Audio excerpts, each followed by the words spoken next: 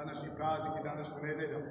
Koristimo ovu priliku da zablagodarimo svima onima koji su priloge svoje dali i omogućili nam da obogatimo našu časnu trpezu i naš hram. I pored svih iskušenja u kojima se nalazimo, eto, uspevamo da prebrodimo i da idemo napred i da se borimo za bolje i za lepše. I želimo da zablagodarimo od srca Braslovoga Svetoga hrama na čelu sa svima vama koji ste ovde i koji nam pružate ovakvu mogućnost da možemo da ulepšavamo naš hram. Živi bili i sretni bili, Bogom blagosloveni. Ovi svećenci od sada ovako urađeni na lep način, zaista i kvalitetno krasit će našu časnu trpezu. Nadamo se još puno godina. Neka je sretan i Bogom blagosloven praznik. Amin.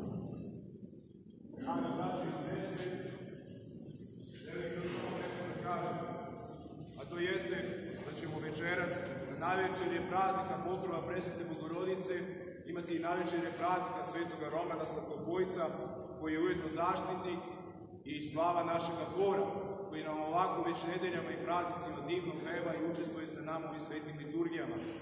Želim da zablagodarim njima kao i vama što smo danas ovde. Želim da zablagodarim njima što se ovako trude i lepo boju i što nam čine liturgiju ovako da se osjetimo kao da smo parče Carstva Nebeskog ovde na zemlji.